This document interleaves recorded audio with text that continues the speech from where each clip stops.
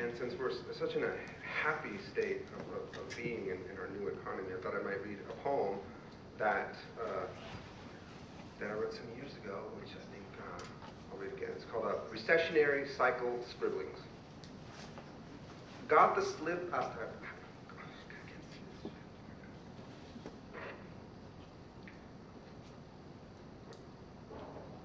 Got the slip as to how to slip the slip out, flail, glow, rump, ready, lying there, supine, changing, and inviting, unless your starlit neuron and noodle knot complots as though something from nothing could ever be. So how can it be that who's starving for real won't need to hear nor interpolate hirsute paragraphs, though the words themselves are choked off by an excess of proof, lodged like a rock at the stomach's entrance, the validity of central planning, glaringly the hot sun pulsing, rainless, the surplus of American and Russian grain, needs to the horn of Africa, nay, not the nook of enthusiasm, lounge, Williamsburg, blue chip stacking, singing to have slips, ride the slump, that comes not for these harpies, not these millennialist, diaskeptical units, that this upheal, saggily along its counter-imperialist aims, how it's a more than travel money dilemma, the vortex of struggle, hotter than an inch-wide rubber band, a neck brace for the lucha sin fin de frecuentes cabezazos contra el muro, produciendo efectos espectaculares, sino morbosos, magnetically as gravitationally, is the forces to be exact that there's properties, dynamics, and a certain amount of dice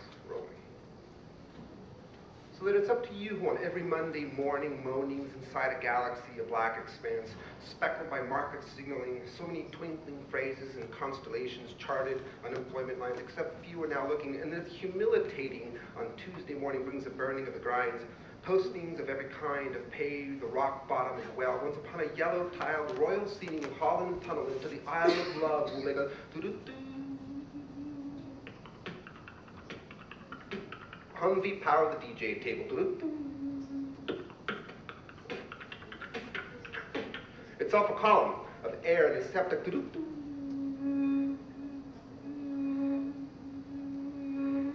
Omnidirectional axle joint mater of a Wednesday wire firewall to Friday, the week finished, and now you may come to less than this extension of benefits.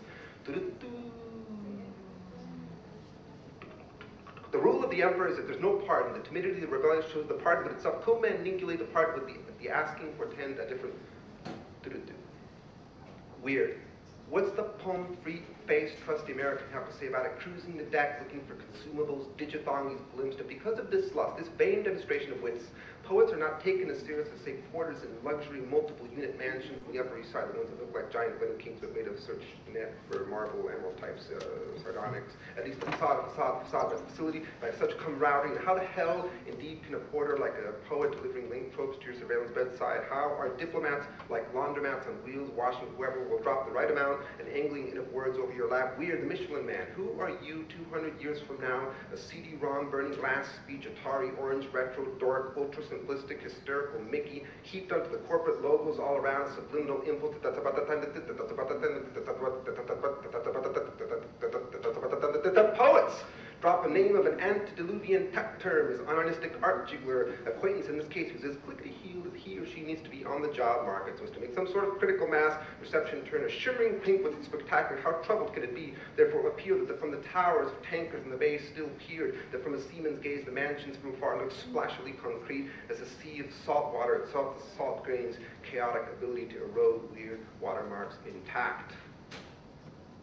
We battled against a mountain range of beaver hats. We battled against a pond of microscopic diamond flecks, that is, a bunch of waste, that is, ourselves, in plain sight under the display case, that is, if someone were there present shopping, that is, if battling is more than sight, it's more than sayability. We battled against a sea of lavender poppies metaphorized as international. We internationalized our little plot of potatoes, and we're told that Beethoven was bourgeois. We could have told you that. 7/12/64. Please step up into the panelization room. This panel is thus constituted. This panel is herein dissolved.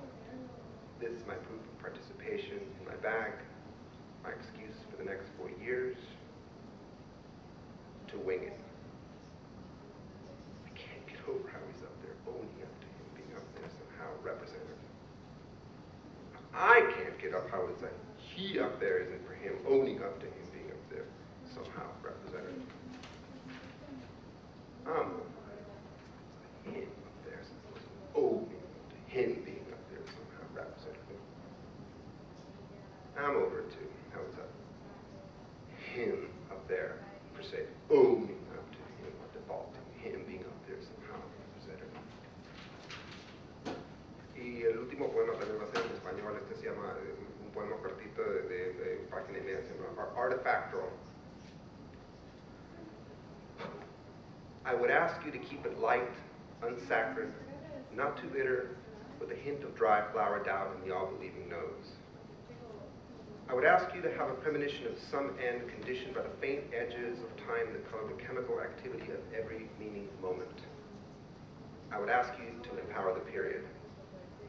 I would ask you to discriminate between fully formal decisions to caress, or nudge, or jerk another, and the beads of sweat condensating on your latest artifact. I would ask you to refrain from simply walking away. I would ask you to tightly squeeze the urge to walk away, making the urge to walk away that much stronger. I would ask you to empower the period. I would ask you to remain calm when I tell you that your baby will grow up to be an ugly American and not the talented international artist of your dreams. I would ask you to keep your personality out of it. I would ask you to consider simultaneous multilocal mass body rhythm as the basis of individual intelligence. I would ask you to be not too obvious when squinting at a group of 40-somethings on route to 20-something activities. I would ask you not to be too spirited away too often by elemental sex, elemental bliss, elemental torment. I would ask you to compose yourself like a bright cherry red 1956 Ford pickup with chrome to the dome. I would ask you to dialectically periodize the diachronic continuity between three mass revolts in succession of France of the last year. I would ask you not to neglect the period, diss the comma, make the parentheses feel inferior in any way. I would ask you to stand in front of the glyphs, face to face. I would ask you to clasp your extended right hand to the glyph's extended left arm while resting your open left hand on the glyph's mid-back. I would ask you to keep it hot, changeable, bright, and clean.